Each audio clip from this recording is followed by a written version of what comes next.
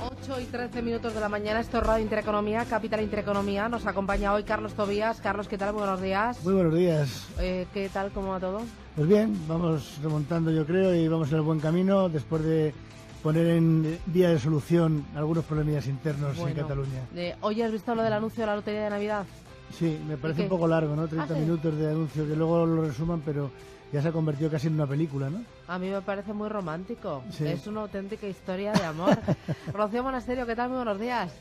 ¿Tú lo has visto o no lo has visto? No lo he visto, tengo que confesar que los lunes a mí no me da tiempo a ver nada. Bueno, es muy romántico. Oye, ¿has visto lo de la Gran Vía? Que sí. La van a cortar, que esto va a empezar ahora en Navidades.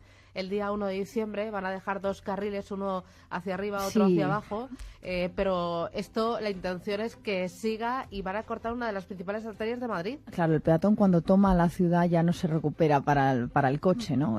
Lo que pasa que eso es genial si tú propones alternativas al coche. Pero si lo que haces es restringir la libertad a los ciudadanos y a los que, los que usamos coche en Madrid y no les propones alternativa, pues la ciudad se colapsa y es un eje fundamental y yo creo que están cometiendo un error desde el punto de vista del urbanismo.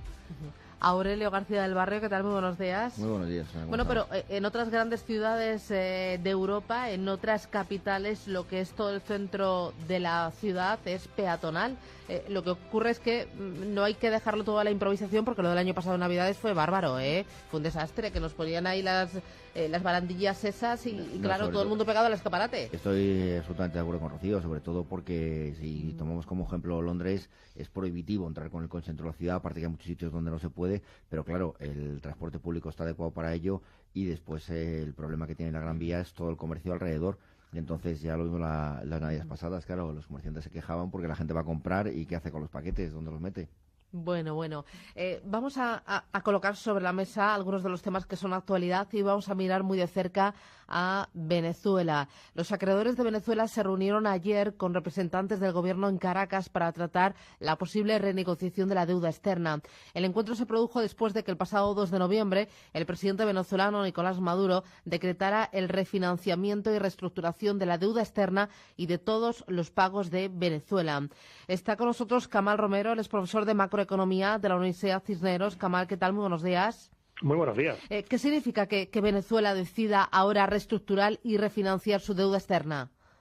Bueno, la reestructuración es una consecuencia natural de lo que ha ocurrido estos años, que básicamente, para colocarlo en contexto, pues es un descenso de los precios del petróleo, el cual representa más de la mitad de los ingresos fiscales de la nación y el 90% de la disponibilidad de divisas. Y todo esto en un contexto en el cual la política macroeconómica ha sido completamente inconsistente en los años anteriores, con lo cual los efectos de esta disminución del precio del petróleo sobre las finanzas públicas ha sido devastador y también sobre la economía. Entonces, lo que sí es cierto es que durante los últimos 3 años, en los cuales la situación fiscal era bastante precaria, el gobierno siguió prestando. No obstante, cuando observamos las deudas venezolanas en los mercados, ya en el pricing de la misma se veía una posibilidad de impago.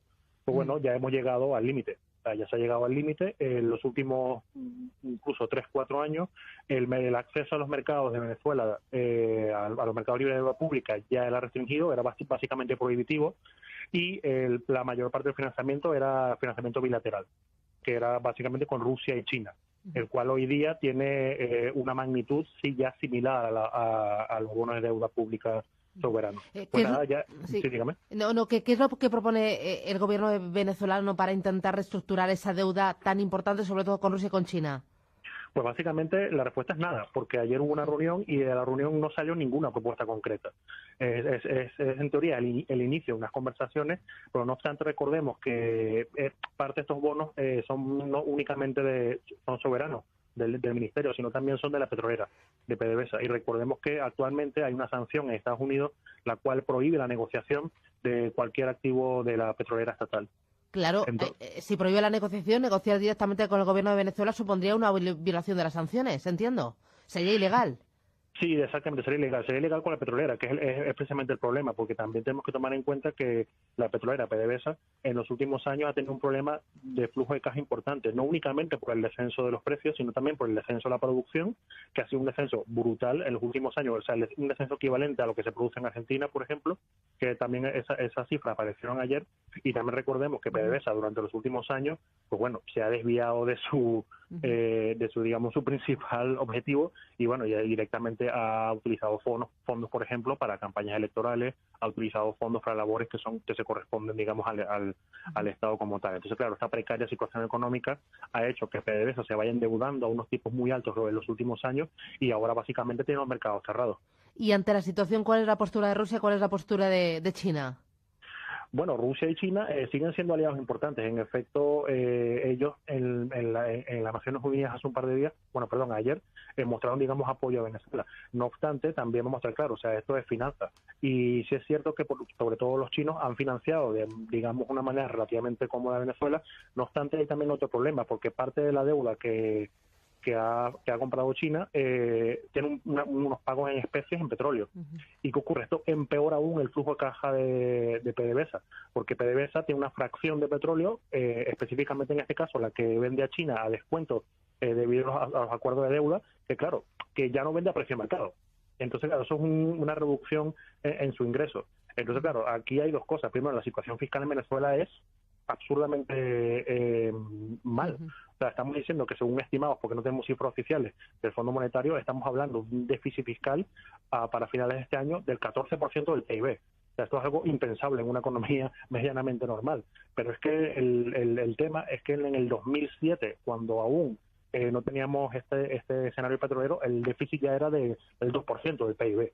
Es decir, es una combinación básicamente de dos cosas, de una caída de los precios del petróleo, pero nosotros no observamos estas crisis de deuda soberana en otros países exportadores de petróleo. ¿Por qué? Porque los países exportadores de petróleo y Latinoamérica en general se ha ajustado. En Venezuela no. En Venezuela seguimos con un esquema de control administrativo de precios, seguimos con un tipo de cambio que no se ha movido, que es completamente absurdo, y el único ajuste que se ha realizado en Venezuela es que el sector público ha reducido las importaciones y la consecuencia las vemos y llevamos viendo un par de años, que es la escasez, o sea, las colas para comprar medicamentos, alimentos básicos, etcétera. ¿Y si Maduro ahora decide no pagar?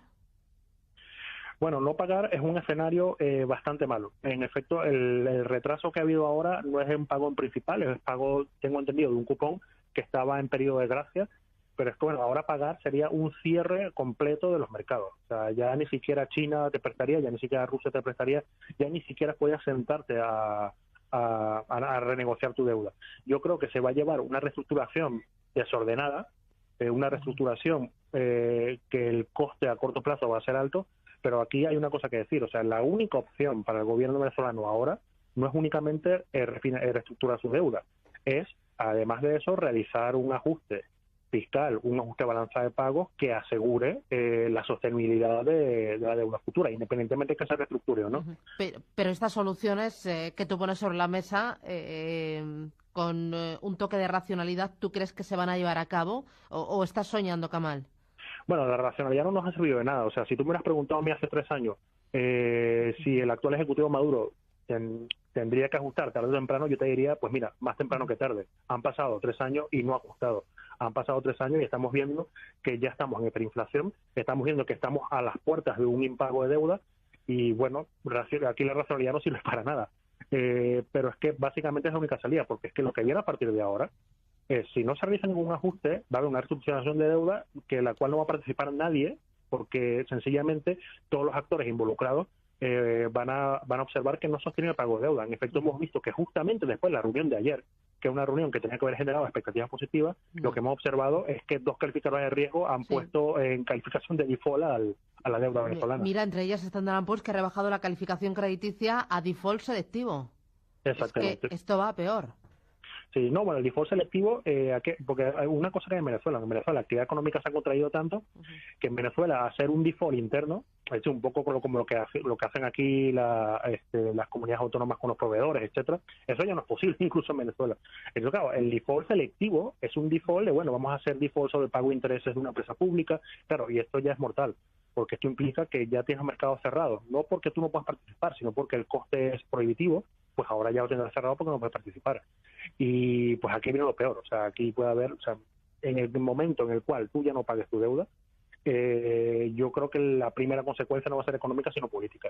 Y la situación política se va a tensar mucho más y bueno, y ahí ya entramos en un terreno que no sabemos qué puede ocurrir. No obstante, si hay que decirlo, yo, y comparto con muchos analistas, yo considero que el default es la última opción que tienen en la mesa ahora el Ejecutivo venezolano.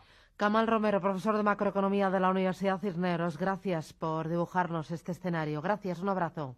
Gracias a vosotros, Adiós. Buenos días. IG ha patrocinado este espacio.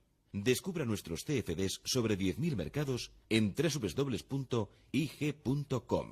Ofrecer más de 12.000 mercados significa proporcionar miles de oportunidades de inversión diferentes. Esta es una de las razones por las que muchos clientes eligen los CFD para operar en bolsa. IG, 10 años ofreciendo CFD en España. Los CFD son un producto difícil de entender. La CNMV considera que no es adecuado para inversores minoristas debido a su complejidad y riesgo. Se trata de un producto apalancado cuyas pérdidas pueden exceder el depósito. Bueno, ¿y cómo veis vosotros la situación de Venezuela? ¿Esto cómo puede terminar? La verdad es que el pueblo de Venezuela está viviendo en la más absoluta miseria y esto parece que no tiene solución alguna. Hombre, yo sí creo que lo del señor Maduro es una cosa demencial, porque no es una cosa que ha pasado de repente, que se ha producido de un día para otro. Lleva pasando muchos años. Kamal estaba comentando que hace 3 años ya se planteaban estos temas. Y al final esto sigue para adelante y encima comentábamos fuera de micrófonos que encima Venezuela presta a países como Cuba, con lo cual que el que no tiene dinero preste, ya la situación es kafkiana, ¿no? A mí me parece que a lo mejor esto sirve para que de una vez por todas se produzca la reacción económica y política que necesita Venezuela para intentar salir de esta situación, porque le va a costar muchos años y mucho sacrificio a Venezuela el posmadurismo. ¿Aurelio? Sí, bueno, como decía mi buen amigo Kamal, al final hay un problema de ajustes económicos en Venezuela que no se lleva a cabo y esto se veía venir, no es más que una consecuencia de la situación. O sea, llevamos años viendo cómo la situación se ha ido deteriorando. El tema de los precios del petróleo es, sin duda alguna, un factor fundamental. Esas relaciones con Cuba vienen determinadas por un aspecto político, porque Venezuela, a través del petróleo, estaba financiando a Cuba a cambio de control policial. O sea, si vamos ahora mismo a Venezuela, todo el control de fronteras está en manos de los cubanos. Entonces, es un pago sencillamente a ese servicio.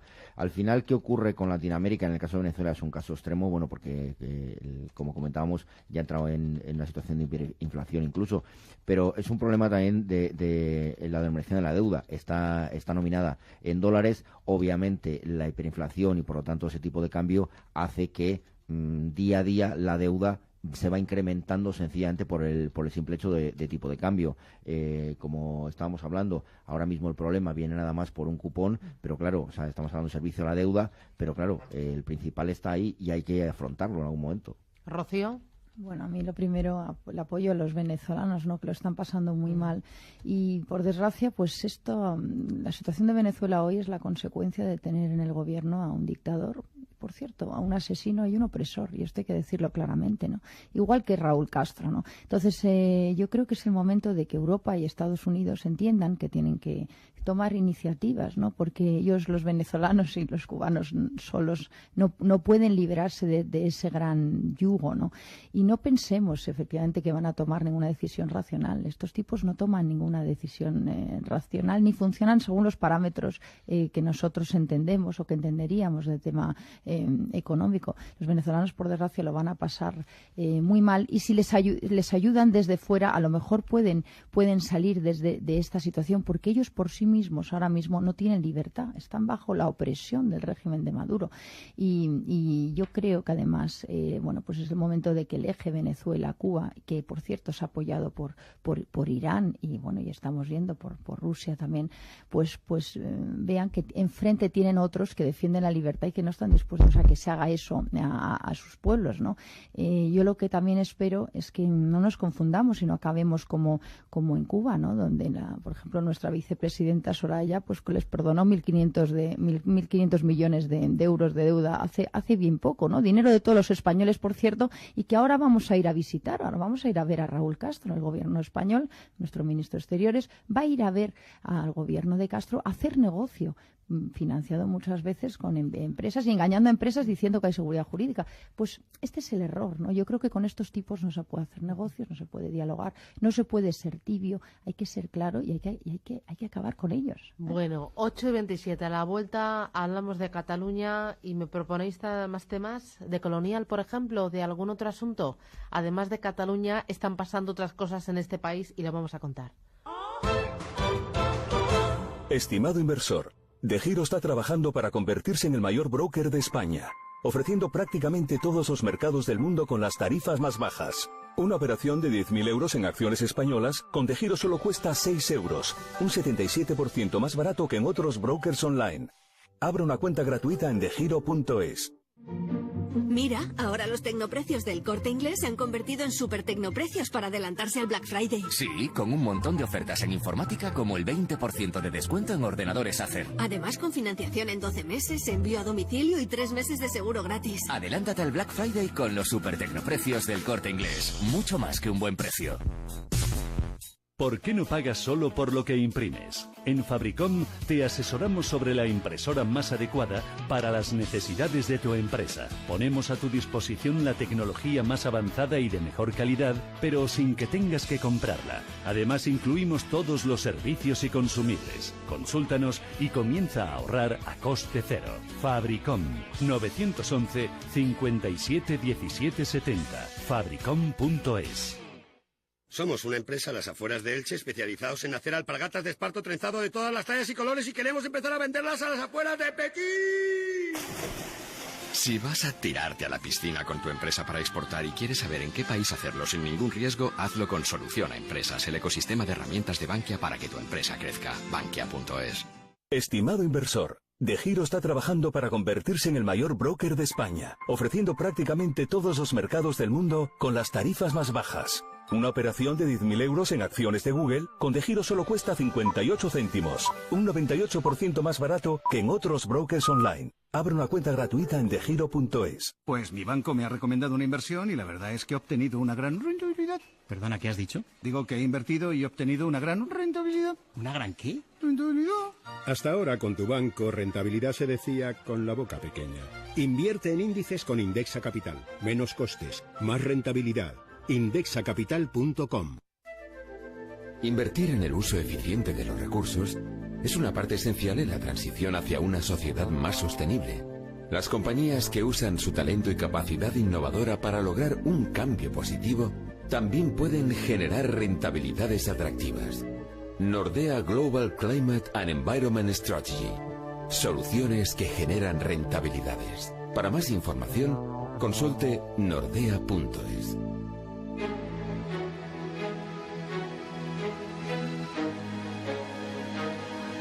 En Radio Intereconomía, La Tertulia Capital con Susana Criado.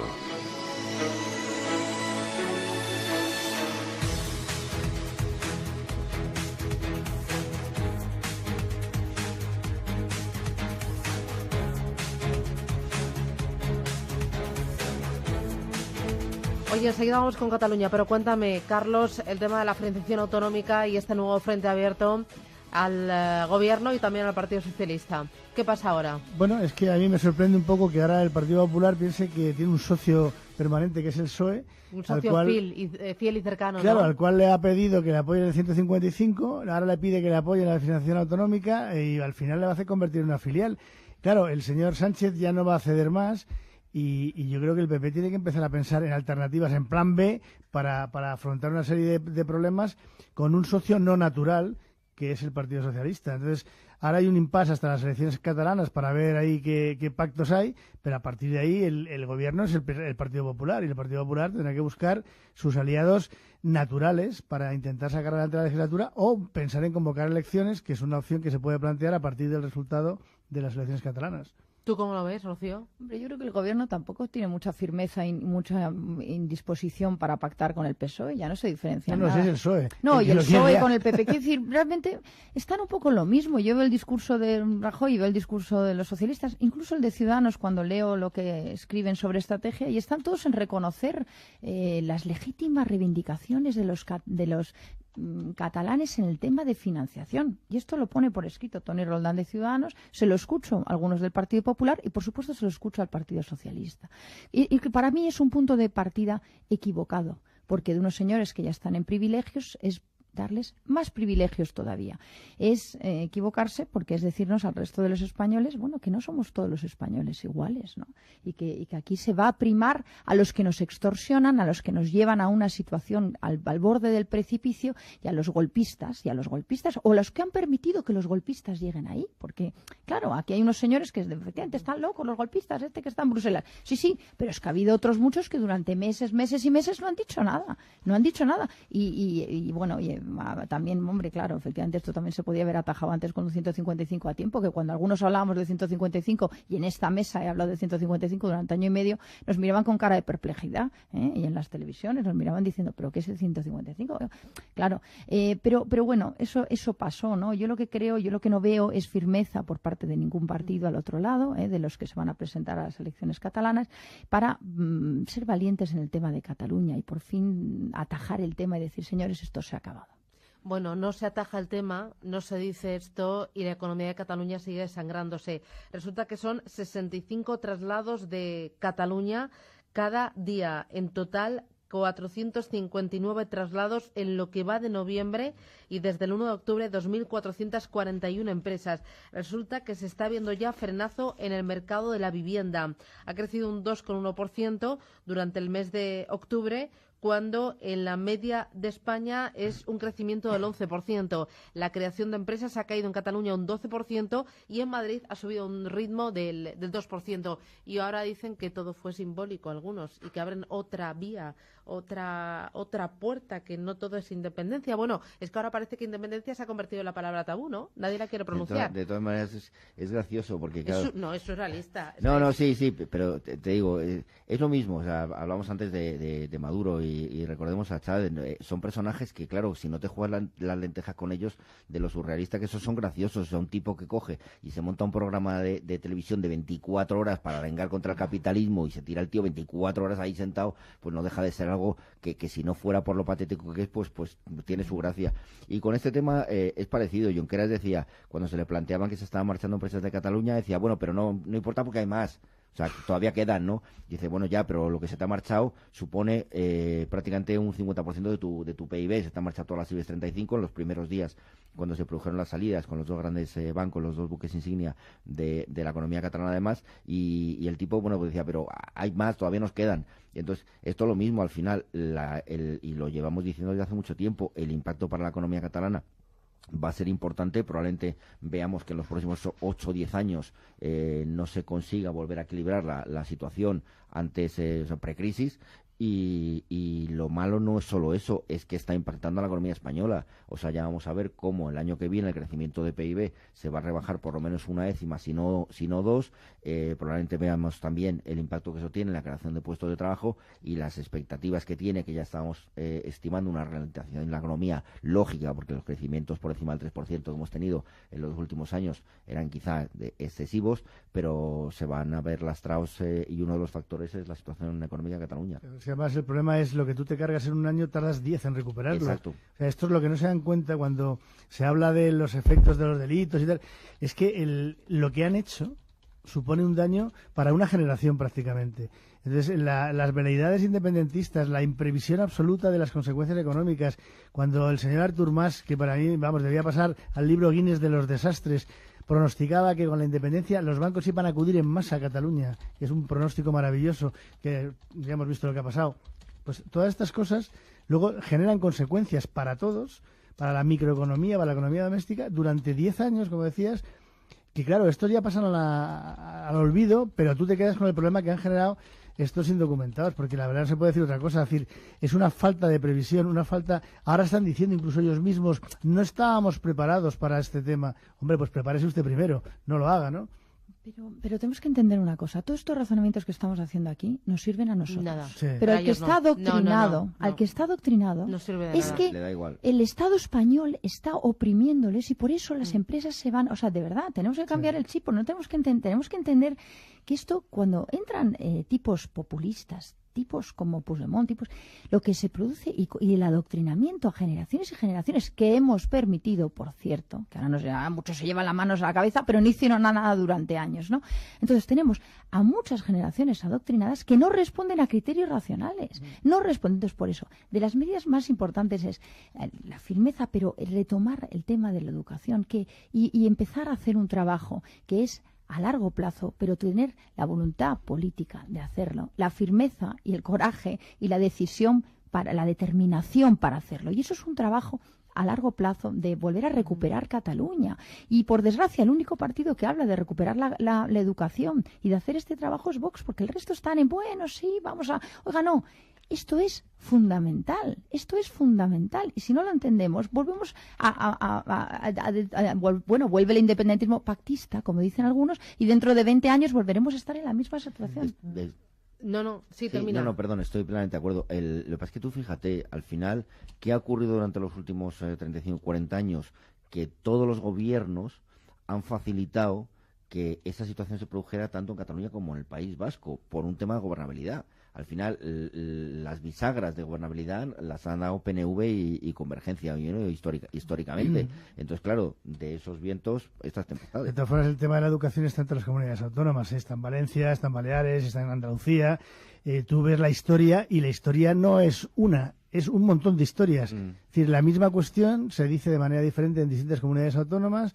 Y los hechos que ocurrieron y que se relatan a nivel objetivo, pues resulta que vas viendo que esa objetividad no existe en ningún lado. Pero bueno, el Partido Popular tuvo mayoría absoluta. Sí. Y no hizo nada. Y la perdió. Claro. Ni bisagra ni oro. 4 años de mayoría absoluta. Ahora que no me vengan con historias. Oiga, usted tuvo 4 años para hacer esto. ¿Por qué no lo hizo? Me pregunto, vamos. 21 minutos. Publicidad hacia la vuelta. Vamos con el inmobiliario y con esa gran operación de Colonial. Publicidad. No lo digo por presumir, pero es que yo siempre he sido muy psicólogo. A mí el olfato es que nunca me ha fallado. No sé, llama el instinto, o si quieres llama la intuición, pero nada más verle me dije, este paga seguro. Yo es que para estas cosas soy... En los negocios no hay intuiciones que valgan. Solo hay bases de datos, experiencia y profesionalidad. En E-Informa tenemos toda la información que necesita para que pueda hacer un negocio seguro. Para más información, einforma.com. Gas Natural Fenosa te ofrece este espacio. El aeropuerto de Barajas registró más pasajeros en el mes de octubre, es un 1,2% más en tasa interanual. Además, el de Zaragoza aumentó en un 47% la recepción de mercancías y el de Sevilla en un 109%. Gas Natural Fenosa te ha ofrecido este espacio. Diccionario energético castellano de Gas Natural Fenosa. Potencia contratada significa máximo de electricidad que puedes consumir a la vez sin que salten los plomos. Hablamos tu idioma. Llámanos al 900-100-251 y te ayudaremos a ahorrar ajustando la potencia que necesitas en tu negocio. Gas Natural Fenosa, hecho y dicho. Ofrecer más de 12.000 mercados significa proporcionar miles de oportunidades de inversión diferentes. Esta es una de las razones por las que muchos clientes eligen los CFD para operar en bolsa. IG, 10 años ofreciendo CFD en España. Los CFD son un producto difícil de entender. La CNMV considera que no es adecuado para inversores minoristas debido a su complejidad y riesgo. Se trata de un producto apalancado cuyas pérdidas pueden exceder el depósito. Definición de coche. Dícese de aquello para lo que se ahorra un 10% al mes durante los próximos 5 años. Se le suma el dinero que teníamos apartado para las vacaciones, se le resta el IPC y se multiplica por el tiempo para aclarar todo esto. Tu definición de coche perfecto no debería ser así. Por eso nuestros gestores se ocupan de los números para que tú solo te centres en elegir el coche ideal. Compruébalo con nuestro simulador de ahorro planificado en r4.com o preguntando en tu oficina más cercana. Renta 4 Banco, tu banco especialista en inversión. No te lo vas a creer, tengo 100.000 euros en un plazo fijo y este año solo me han generado 100 euros de intereses, menos que las comisiones que me cobra el banco. En Mi Triple A te ofrecemos un 2% más Euribor garantizado, sí, garantizado y sin letra pequeña. Además, no cobramos comisiones a nuestros inversores. Entra en mitriplea.com y consigue más por tu dinero sin renunciar a la seguridad. Recuerda, Mi AAA. Mi AAA está registrada y supervisada por la CNMV y Banco de España.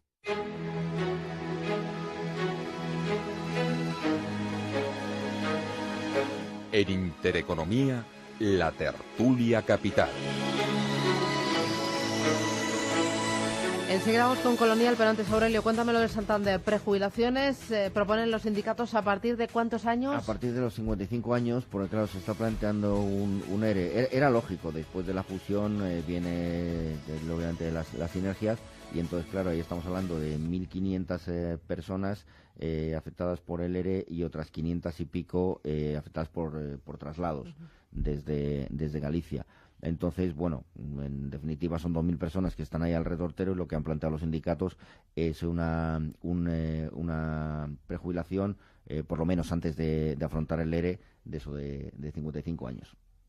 A los 55 años a la calle. Sí, el problema es que además es gente que es válida, que está ya muy formada, que está y que no va a encontrar trabajo. Pero sin embargo... Está el momento de generar, de crear, de producir, claro, con 55 años. En el mejor momento de su carrera. Sí. No, con experiencia, con solvencia, con criterio. Además que hablamos, normalmente las prejubilaciones se producen en torno entre un 70 y un 80% de salario. O sea, que no se quedan en cuadro en el aspecto económico. Quiero decir, la gente hace sus números, y si al final... O sea, es un problema, porque como estábamos comentando fuera de micro, es que te afecta a las pensiones, etcétera, etcétera. Pero es que, claro, una persona que si a esa edad tiene, bueno, su causa pagada, los hijos mayores, etcétera, etcétera, y hace sus números y dice, mira, con un 70 o un 80% de mi salario vivo, pues a vivir, claro, Gloria. Sí, de todas formas, yo creo que hay un coste social y personal alto, porque al final ya no solo consiste en decir, bueno, por lo menos me queda la tranquilidad de yo como todos los días porque tengo el dinero que me van a pagar, pero una persona acostumbrada a ocupar puestos directivos o ejecutivos o de gestión diaria, que de repente no tengas nada que hacer en todo el día, y no solamente eso, es que no puedas hacer nada porque estás cobrando un dinero que te impide trabajar en otro sitio o buscar trabajo, entonces...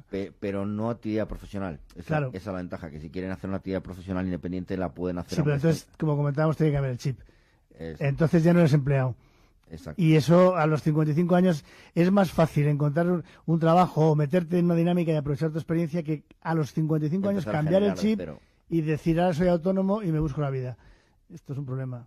Sí, o sea, yo creo que tendría que haber pasarelas dentro de las empresas para que toda esta gente que tiene tanto conocimiento y que puede transmitir a otros el conocimiento no se perdiera, ¿no? Y el talento, yo creo mucho en gente, yo veo pues gente con talento que les jubilan y digo, pero ¿cómo este talento se va a ir a su casa? Y eso debemos hacer un esfuerzo gigante, yo creo, en las empresas para no perderlo. Y luego el mercado laboral español, por supuesto, no ayuda a nada, porque el mercado laboral español es todo impedimentos a los que emprendemos, Entonces, efectivamente, si a los 55 encima te tienes que poner en la mentalidad de emprender y te encuentras con todas las trabas que tienes solo para crear una empresa, porque es que, vamos, señores, si yo les cuento cada vez que te tengo que crear una empresa, los 18.000 papeles, 14.000 ventanillas, pues efectivamente prefiero no contárselo porque entonces no lo harán, ¿no?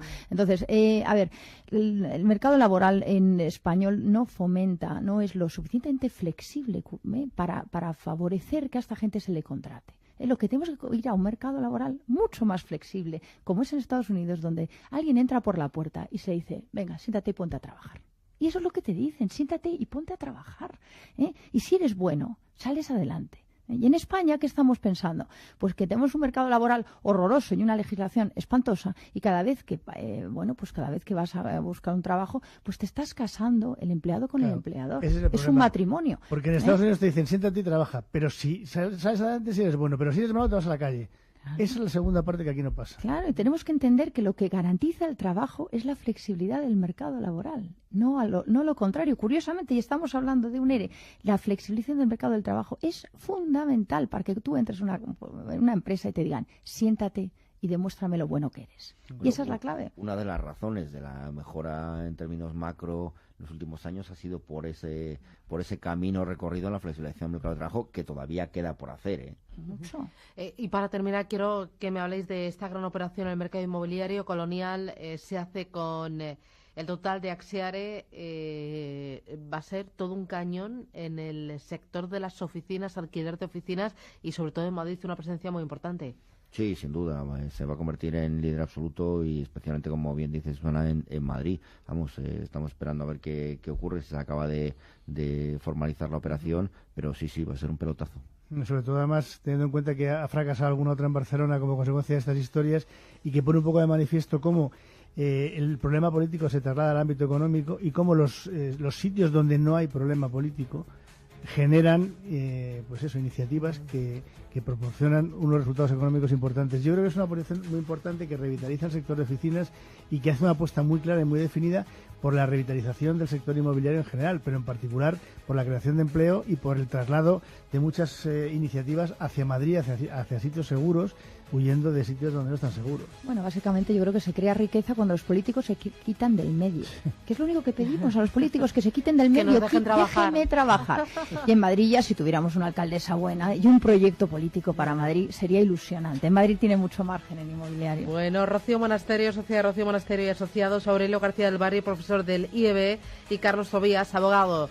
Gracias, que tengáis buen día, abrigaros ya por el martes. Gracias. Adiós.